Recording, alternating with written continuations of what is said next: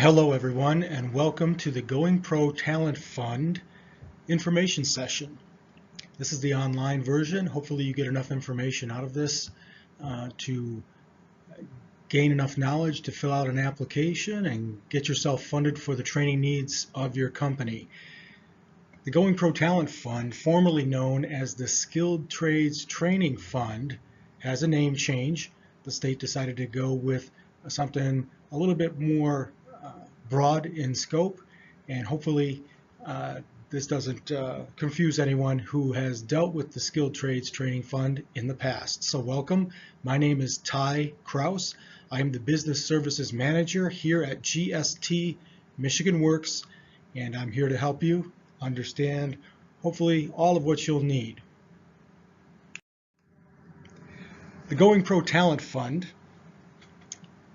provides competitive awards to employers to assist in training, developing, and retaining current and newly hired employees. The training must be supported by you showing a demonstrated need for the training for your company or organization. It must be short-term in duration and lead to a credential that is transferable and recognized by the industry. And what is meant by a credential recognized by the industry, something that is transferable? One example that I like to use quite often is if you're a company who is in need of a welder. Usually welders have certifications that let you know that they're well trained and qualified. If you employ one of these welders and this welder decides to move on to a different company, that company will recognize his or her credential and bring them on board. So it's something that another employer would recognize and acknowledge as the certification that makes that person qualified to do that job. Here's our agenda for today. There's the codification that took place, making this a law. There's the overview that would include all the changes that are taking place for 2019. There are a few of them. There's the application process, the program stats, and a Q&A session later on. The Going Pro Talent Fund now is law. It is written into law, so the legislature must appropriate funds for the fund on an annual basis, so it's going to be around for a while. Its inception was 2013, and it has really returned strong dividends for the state of Michigan. They really like what the employers are doing with the program and using it for their training needs. There is a training period that has been extended to 1 year or 12 months from your award date. It used to be about 9 months. They've extended it to fulfill the need to bypass summer and fall training needs that sometimes would run into holiday issues. So this extends your training period, and you have to remember that this will include a 90-day retention period if you do an on-the-job training or an OJT, and we'll get into that explanation a little bit further in this session. Also, one thing to note is this year the training fund will include funds for leadership, supervisory, and management training. This is something that will be new this year. There's a strong demand for this kind of training with employers throughout the state, so they have decided to include this this year, and I'll get into that a little bit further in this session. Here's the overview. Excuse me. Eligible employers. Eligible employers are private employers that are for-profit or not-for-profit. So there you go as far as the employers and who is qualified. One of the things you have to consider is the municipalities that are qualified. The only municipalities that are qualified for this year are those in rising tide communities. Now, we do have a city within our 6-county region, Region 6, that is Sandusky. Sandusky is the only rising tide community in our area. All other municipalities or public institutions are not eligible for the use of this fund in their training needs. Just in case you didn't know, a Rising Tide community, these communities have been selected by the state. This initiative is to provide at-risk communities with the tools they need to design and build a successful economic framework that invests in talent, creating sustainable paths forward for economic stability and growth for each one of these chosen cities. Once again, in our Region 6, we have Sandusky, so if you are from Sandusky, an employer or an organization that qualifies, there's some added information that you'll need to know about, and we'll cover that a little bit further in this session. Here we'll cover expectations of employers. Got a couple of pages here, so I've got some good information for you and things that you'll need to know. The employers must show and have a need for skill enhancement for current and new employees. So you've got to show that need. You must have a physical presence in Michigan. That is, your company should be located in Michigan.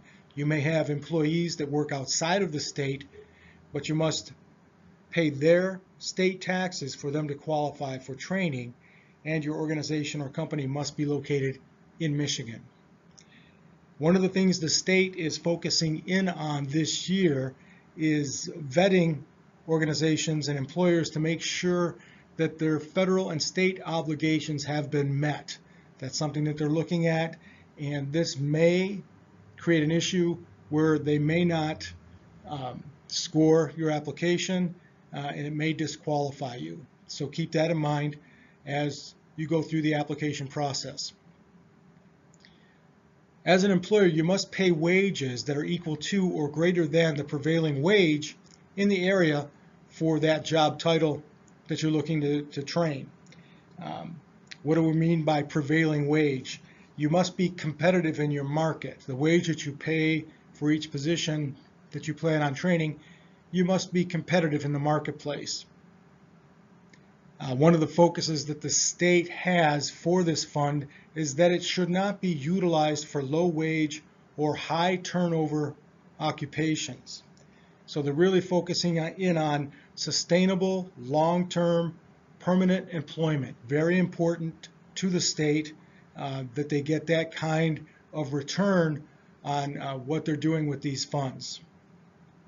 One of the things that the state would like you to do is use the Pure Michigan Talent Connect. It is a database that Michigan Works uses for employers and job seekers, where they can come together. Employers who are looking to fill positions can post those positions on that database, and job seekers can go into that database and look for jobs that are available. So it's a really good marriage, really good combination for both parties to give plenty of opportunity for employment in that area. One of the things that Michigan Works would like is for you to sign a training agreement. The training agreement basically just outlines our responsibilities to this, to working with you as an employer, and it tells us what your obligations are to working with us. It's a very simple agreement, just identifies those things, and it's something good to have in place so that you make sure that we're doing what we need to do to help you out.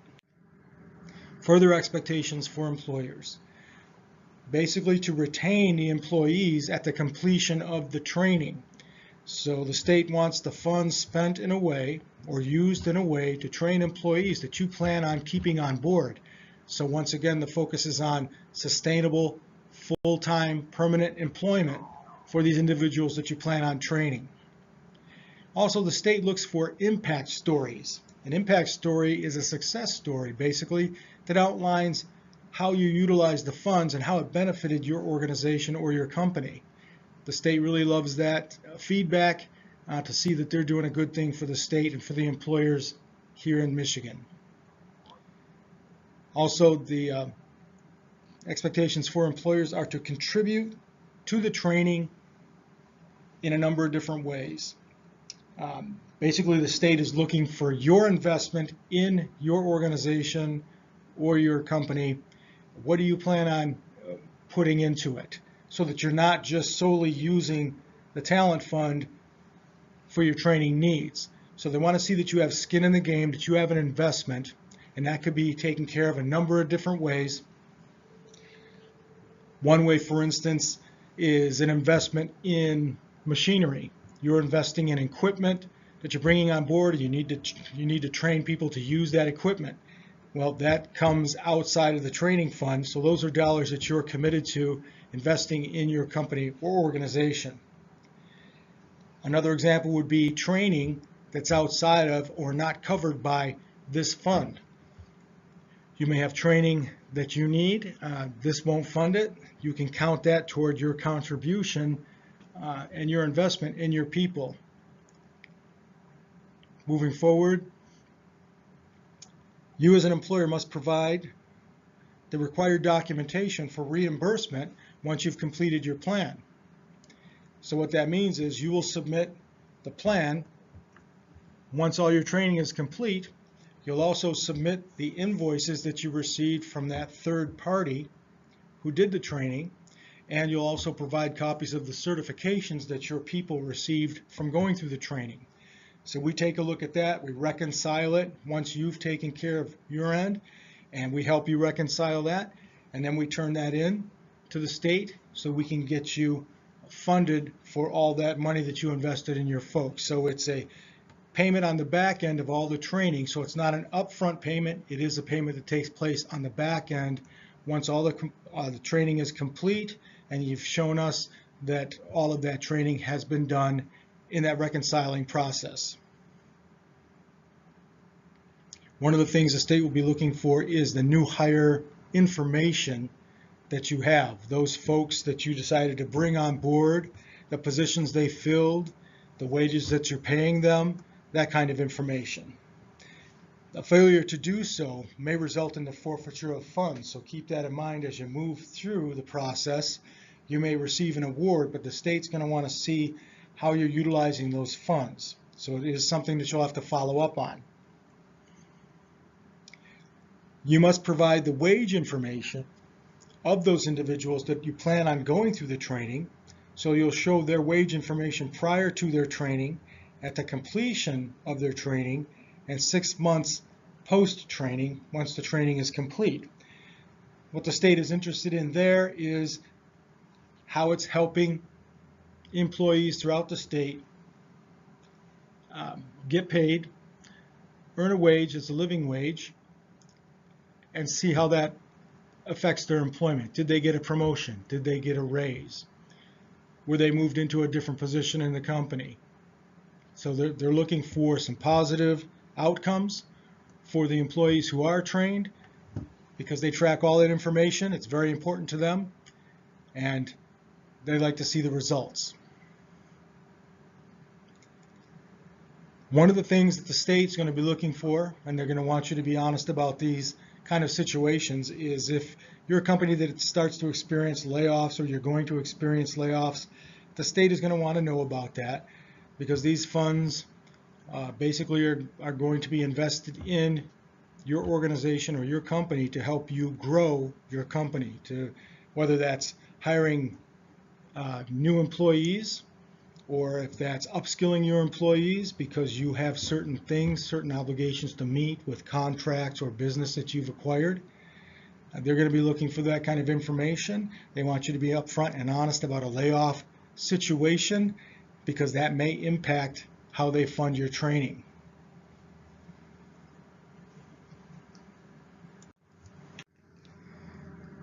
Here we identify what an eligible employee is. An eligible employee is identified a number of different ways. One example is a permanent full-time employee of the employer applicant, which is you, your organization, or your company. The fund is not in place to train part-time or seasonal employees. They are not eligible. So if you're just looking at getting people through a season, this is not for that. Once again, the state's looking for sustainable, full-time, permanent employment for the individuals going through this training. Once again, the company must be primarily located in Michigan, and those qualified employees have to be 18 years or older. Now we'll touch on eligible training providers. There's a number of different providers that you can use for your training needs. Some of these are local community colleges or universities. In our region, we have places like Baker College, we have Mott Community College, we've got U of M Flint, a number of different colleges or universities you can get training from. You've got private training providers. You've got proprietary schools licensed in the state of Michigan. You've got registered U.S. DOL joint apprenticeship training centers. You've got vendors that provide training in the operation of the equipment they've sold you. Maybe they're the only ones qualified to do the training on that piece of equipment. And you would have to justify that written in your rationale as part of the application process, and we'll cover that in a moment. There are certain employers that have to provide training for certain things that they do, certain uses of equipment, because there's no one else available, no third party who can do that training. Once again, you would write that into your rationale in the application process. There are three types of training that you'll need to know about. There's the classroom training, or the traditional customized training for your individuals. There is the on-the-job training for new employees that you plan on hiring, and there's been a change to that this year. Remember and keep in mind the 30-day previous award rule. So what that does is you may bring somebody on board and they might be in a training process or an OJT. Now they may have come in up to 30 days before you received your award.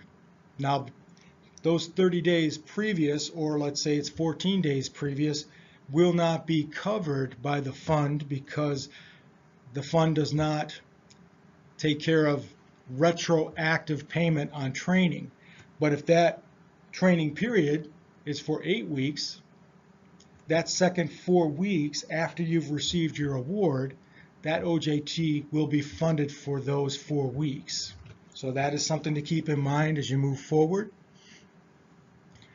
Another new definition that they're applying to U.S. DOL registered apprenticeships is it's designed to fund those individuals in their first year of a U.S. DOL registered apprenticeship. Some more new definitions to touch on. A new employee is defined as an individual hired 30 days prior to, on or after the award date. So they'll count that new employee if they're hired within 30 days that you received that award. A new employee for on-the-job training, so we just covered this a little bit, an OJT. The training in an OJT allows an individual to become proficient in the full-time job for which they were hired. The training is conducted at the work site where they'll be doing their job, and employers must commit to retaining the employee at the end of a successful training period. So once again, the state looking for sustainable, full-time, permanent employment. The definition of a new apprentice. There's a couple of examples here. An individual not currently in a U.S. DOL registered apprenticeship who begins a new U.S. DOL registered apprenticeship prior to your award closeout. So as long as that person's brought on board and you put them in an apprenticeship and it's before the end of your award closeout, they count. Or an individual who begins a new U.S. DOL registered apprenticeship on or after May 1st, 2018. So in this instance, they will go retro to count this person in. You may receive your award on December 1st, but they'll look back as far as May 1st, 2018 to see if you've started anybody that you want to plug into the training funding available in a U.S. DOL registered apprenticeship. If you need further information about that or need to discuss that further, you can contact us here at GST Michigan Works. Eligible and ineligible training. This is something that changes every year, what they're going to let you allow and what they're not going to let you allow. So one of the things you'll need to consider is you will receive a list of eligible and ineligible trainings that will help you in your planning and help you decide what you want to plug into your training plan. One of the big changes this year, as we've already covered, is the leadership, management, and supervision training is now eligible. They're counting it, they're allowing you to do it as long as it's part of your training plan as a whole. It's got to be a comprehensive type training, and we'll get into the details of that in a moment. Ineligible training this year, they have allowed Microsoft training, Microsoft Office training in the past. It's something that they're not allowing this year, in part or in full, like the Microsoft Office suite. They're not allowing it. They won't fund it this year. Also, no human resources training, and that basically is soft skill training that they won't cover this year. They've decided to move away from that soft skill training. So that would be training such as conflict management, how to communicate in a team environment. Those kind of trainings they will not fund. Once again, this is something that changes every year. This year they've decided they're not going to fund the soft skills or the human resource type training, any kind of coaching or mentoring type trainings, conflict resolution, once again, things of that nature. So keep that in mind. You will receive a list from us covering both, once again, eligible and ineligible trainings that will help you in your plan. Now we'll cover the leadership, supervisory, and management training piece. These are the criteria that they're going to look at in your request for funding in your application. It must be part of an overall plan or strategy, so it must be comprehensive. The plan or strategy must be described in the application rationale. So you're going to be writing a rationale that justifies your need for this type of training. The training can't be an overview or a refresher course. It can't be a standalone or self-contained training in a seminar or a workshop or a webinar or something of that nature. That won't be counted. So remember, it must be a specific component of a comprehensive curriculum, if you will. It can't be 100% online. That's something to keep in mind. And when you submit this in your application, please include a syllabus or a curriculum which identifies the objectives and the competencies that must be included in that training. Please remember to keep that in mind as you apply for the funding. So who's eligible for what? We've covered a number of different things here. Let's just be brief in an overview. You're talking about current employees and new employees that you'll be hiring. You're talking about classroom or customized training, on-the-job training, and US DOL registered apprenticeship training. So as you take a look at this matrix in front of you, for classroom training, both current and new employees are eligible. On-the-job training, current employees are not eligible. New employees are eligible. And in the apprenticeship situation, current employees and new employees are both eligible as long as they meet the needs outlined in the application process. The cost of training, or how you'll be funded on the back end. Classroom training has been consistent through the years. It's not to exceed $1,500 per person. So the fund will pay up to $1,500 per person in a classroom training. In a new employee on the job training, or an OJT, once again, up to $1,500 to help train that individual. And in a new US DOL registered apprenticeship training for current or new employees, it's not to exceed, or it pays up to $3,000 per person. That would include classroom training and on-the-job training. If you need further information about that, you can contact us here at GST Michigan Works. one of the business solutions professionals in our organization will help you with that. The reimbursement for a new employee in an on-the-job training or an OJT is outlined like this. In your plan, if it lasts 4 to 8 weeks, for instance, there'll be a retention period that follows. So once the training is complete, if that individual remains with your organization for 30 days past the end of the plan, or a retention period of 30 days, you'll be reimbursed 50% of what it costs to train them. If they're with you 60 days past the end of the plan, or a 60-day retention, you'll be reimbursed 75% of what it took to train them, up to $1,500, of course.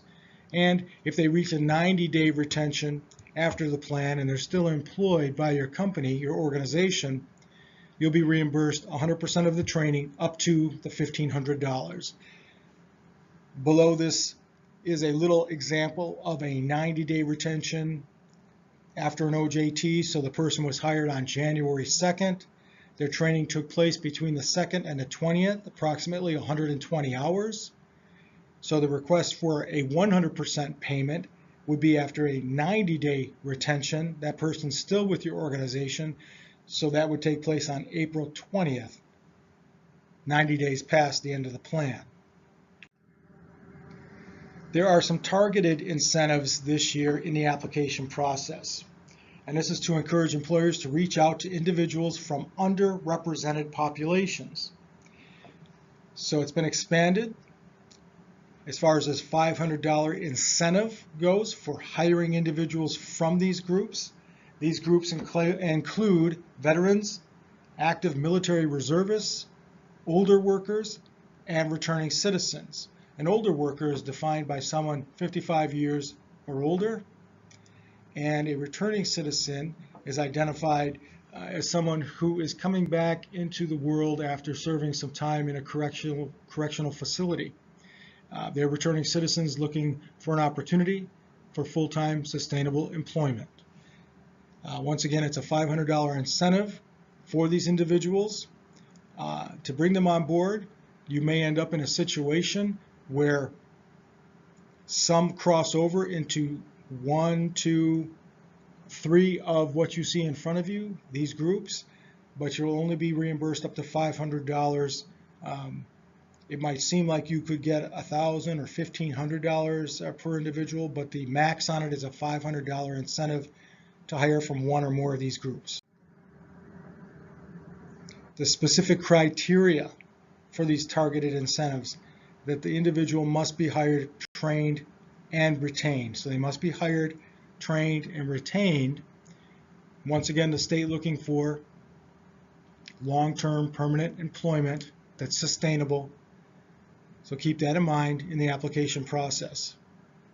And once again, the maximum would be $500 per new employee as an added incentive, and that would be over and above the training funding for an OJT. The OJT will pay up to $1,500, and then you get an added $500 as an incentive for an individual from one of these groups.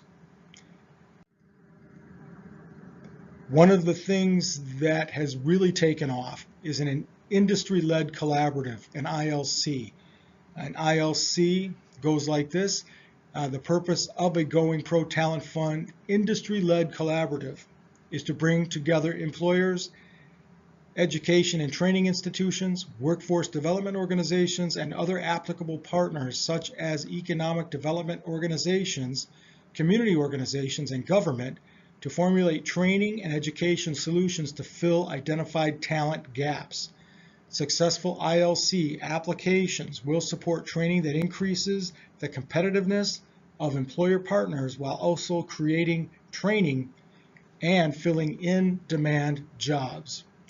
So basically what this is, one example could be you're an employer and you know other employers who need the same type of training you do. You can come together as a group and apply in an ILC, and you may get funded by applying as a group instead of individually. It gives you another opportunity to get funding from the state to help you with your training needs.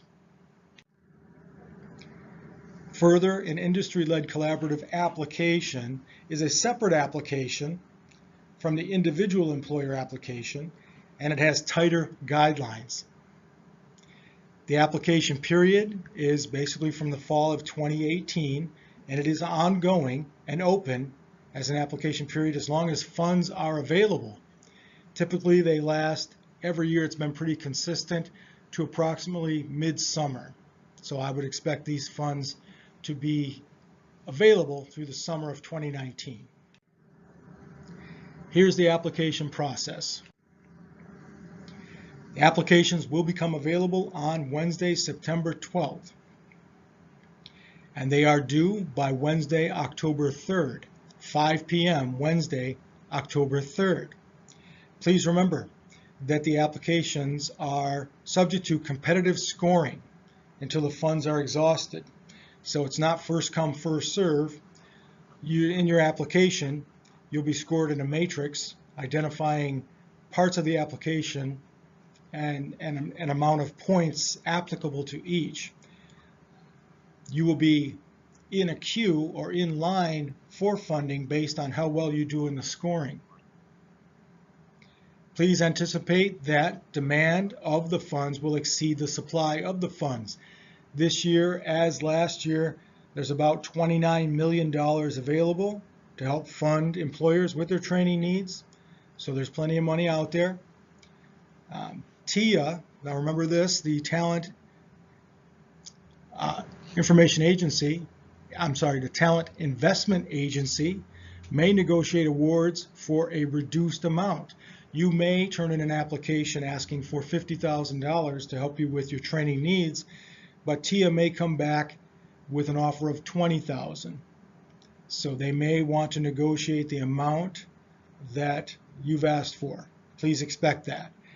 The awards will be announced at the end of November and early December.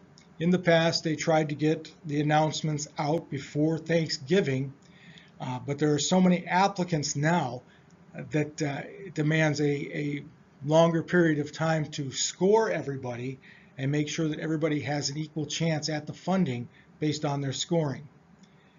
So just a hint with your plan, I would not have a class training scheduled anytime before that second week of December. Because once again, remember, if you receive an award, it's not going to go retroactive and pay for training that you've already started or completed. And if you have further questions about that, contact us at GST Michigan Works so we can help you with that. One of the things, once again, in the application process, the state is considering and they will be vetting employers on their tax status. So they'll be taking a look at that, and they're going to want to make sure you're in good standing with your tax situation. Please expect them to negotiate offers, and please remember that if you're not awarded a fund in the first round, you will be in queue or waiting your turn in line for funds to come back, and they always do. It's been consistent every year that employers don't use all of the funds that have been awarded to them, and they come back into the system to help fund other employers or organizations that are waiting their turn. Your line, your place in line, or the queue will be based on your score in that application process. So we're talking about two different types of applications. Once again, you've got the independent application, which includes the application itself, a training plan, and other documents that you may want to submit or that may be required in the application process. Once again, such as a curriculum or a syllabus outline for a training that you're going to implement for the folks that you want trained. The industry-led collaborative application is different. It's an application that's separate from that independent application. It has three parts, A, B, and C, and then it has the training plan itself. ILC can be one plan per each employer in the ILC, or it can be one joint plan containing specific information for each employer. Remember that the employers involved in an ILC, their training has to be the same. It can't be different. It has to be the same. It has to be an interest by the members of that collaborative that is the same. So you're talking about the same training from the same third-party organization on the same dates. And everybody involved in the ILC will attend the training all at the same time. And if you do have further questions about that, we can help you understand that. But it has to take place at the same time, and all those involved must attend those trainings at the same time. And please remember that you may be required to submit documents to substantiate the training that you want. Now here's a very important part of the application process. It's called the rationale. The rationale is based on an introductory statement, a business case, and a training need. There's an added piece of rationale in the independent application. That is, if you've received a previous award, formerly known as the Skilled Trades Training Fund, or STTF, there'll be a section in there where you can explain how that funding helped your company. So it would be, once again, like a success story. How did you use the funding? How did it help your organization? Or if you had to return some of the funding, why did you have to do that? You may have used part of the funds given to you, awarded to you, and you may not have used all of them because something happened, there was a change in your plan, and you had to return some of the money. Just explain why. So the state has an understanding of what hurdles might be out there, and they are better prepared to manage and handle that based on the feedback you've given them. Now the rationale in an ILC is organized a little bit different, and it's split between parts A and B. Here's the first scoring matrix that we'll look at. This is for the independent application. Taking a look at this, you can understand that the rationale is a very important piece of the scoring process. It's worth up to 45 points of the 85 points available. What you'll be looking at in writing your rationale is an introduction, basically identifying who you are as an organization or an employer, what you do, who you do business with, and you can basically get that from your website. It's good information. It's stuff that you want them to know about you, and they look at that information and they take it seriously. That's worth up to 5 points. Your business case is something very important, and basically what I tell people to focus on in the application process is two things. What does the funding mean to you in your business case? What do you stand to gain, and what do you stand to lose from the help you may receive in this fund helping you with your training needs? So you can identify that you're looking to hire new people. You're expanding, you have a greater need for production, and you've got to meet that need for production, so you need to bring new people on board. Okay, so that's job creation. The state loves that, so you're going to want to include that in your application, identifying your business case. You may want to bid on new contracts, but you need special training for either the folks that you already employ or those folks that you're bringing on board. Without the training, you may not be able to bid on these contracts. So once again, identify those things about business that will benefit you, that you stand to gain, or the opposite, what you stand to lose. I would include both scenarios, identifying the upside and the downside from either getting the training funds or not getting the training funds and what it will cost you. Identify job creation. The state really likes job creation. I would focus on that. I would focus on what the upskilling of your current employees will mean to their ability to meet the needs of your organization as you grow and as you move forward.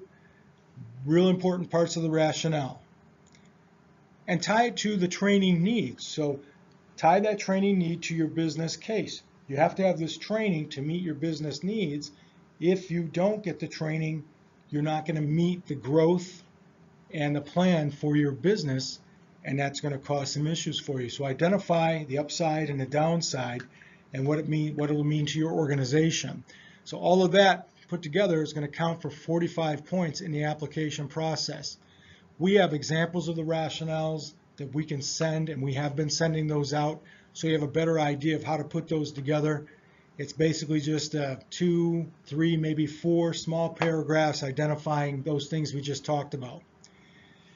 One of the other things that'll be worth up to 15 points is, once again, the state will be looking for what you plan to invest in your own organization besides the funding that you get from this talent fund. What do you plan on putting into your business? What do you plan on investing? And once again, that might be machinery that you're bringing in, expansion, you're expanding your building to handle higher capacity. Those kind of things that you can identify as your investment in your company or organization to help grow and handle the business that you have identified in your plan. Things like that, we can help you with more detail when it comes to that, as far as what you can count. Another example right off the top of my head is you may have a training that's going to cost $2,000 per individual. Now this talent fund will cover up to $1,500 per individual.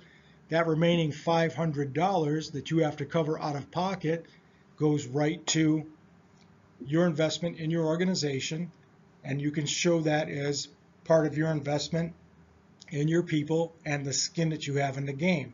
So keep all of that in mind as you do your application, and there's more examples to that. And if you have questions about that, just let us know at GST Michigan Works, and we can help you with that. One thing to remember is, if you are an employer who employs fewer than 100 full-time employees, that's worth 10 points. If you're an employer and you're located in a rising tide community, in our case that would be Sandusky, Michigan, you get an automatic 5 points.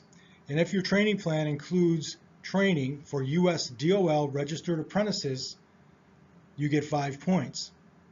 So all those 3 are worth points, and they can add up and help you in your scoring. One of the things that I would like to bring up, I'll bring it up now and I'll bring it up later, is the state is focused on helping small business. They want to see small business growth as well as large business growth, but this fund really is really set aside to help as many small businesses as possible. The next piece of the scoring is the bottom piece, and if you are an employer who've received an award in the past between October 1st, 2016 and September 30th, 2018, the state wants to know how much of it did you utilize? How much of it did you use for your training?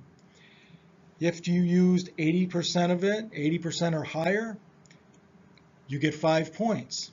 And at the bottom of that, if you used less than 20% of it, you will receive 0 points for that piece. So that right there can be worth up to 5 points. And also remember, if you're an employer who has never received an award in the past, or you received an award prior to October 1st, 2016, you'll get an automatic 5 points. So as you look at this in your application process, plan accordingly.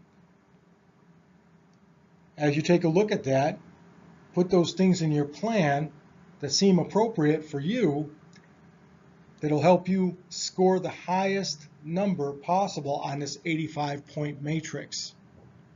If you have any questions about that, please contact us. The next matrix is for the ILC application. Similar but different. There's an introduction statement, but it'll be statements from each participating employer in your ILC. That's worth up to 5 points. There must be a statement of collaboration, how the business partners came together, what's the purpose, what are the goals, what's the training need, and what's the business case. That'll be worth up to 35 points. So really focus in on what you want to say about the partnership that you've created to maximize the points you'll receive for that rationale. Also remember that your contributions, your investment counts individually in the individual application, but also here in the ILC. So you'll talk about the employers involved in your ILC and their contribution of leveraged funds and so forth to the group, individually, of course. And the state will have and would like to see a requirement identifying what you claim and backing it up with paperwork, documentation, identifying what you plan on contributing to this ILC. And that's worth up to 15 points. Please remember, 50% or more of the employers in this ILC who employ fewer than 100 full-time employees, that's 10 points for the group. If 50% or more of the employers are located within a rising tide community, that would be Sandusky, that'd be 5 points. Also remember, the application includes training. If it includes training for new U.S. DOL registered apprenticeships, that's an additional 5 points. So keep this in mind as you work with your group or your ILC partners and maximize the points that you're awarded according to this matrix. Maximize your plan and maximize the points that you'll score. Keep that in mind. Some application reminders. Businesses may submit an independent application, and you may participate in an industry-led collaborative, so you can apply both ways to help you fund your training needs. Remember that the Going Pro Talent Fund is not guaranteed funding. These are competitive applications, so keep that in mind. Your application will be scored and you'll be put in a lineup based on that score. Please remember also that the Going Pro Talent Fund cannot reimburse for training that occurs prior to an application being approved. So it will not go retroactive and fund those trainings. And the applications are only available through Michigan Works. In your case, GST Michigan Works. Once again, my name is Krauss. I'm the Business Services Manager. I will be sending out those applications on September 12th. And what you have to do to receive an application is sit down with one of the business solutions professionals here at GST Michigan Works. They will sit down with you and do a fact finding. It's a quick 15 or 20-minute interview, just identifying what your plan is for the Talent Fund, what your plan is, what your training needs are, and how you plan on using those funds. Once we receive that fact finding filled out, I'll get that at my desk. They'll submit it to me. I'll have that available. And when I do on September 12th, I will send you an application. It's that easy. It takes a little bit of time, but it's well worth it in trying to get your training needs funded with this fantastic opportunity. Here's some program stats for you before we wrap up. I want you to remember this. Something I brought up earlier is the focus on small employers. Last year in 2018, 925 employers were funded, and an average award was $34,000. So remember that in the process. The average cost per person was $1,142. So below that $1,500 threshold or max, $1,142 per person. And if you take a look at the graph in front of you, you can see that 512 employers were of 100 employees or less. So the focus really on small business and helping small business with their training needs. Here is the website for the Talent Fund. tons of information out there. Anything that you want to know, you can go out and look at this yourself. Or once again, if you have questions, you can contact us here at GST Michigan Works. We're right here in Flint. We have locations in the Thumb, and we have locations over in Shiawassee County. If you have questions about that, please contact us, and we can help you out. I just want to reach out to everybody and let you know that if you do have questions about the Talent Fund, please email me at tkrauss, that's tkrauss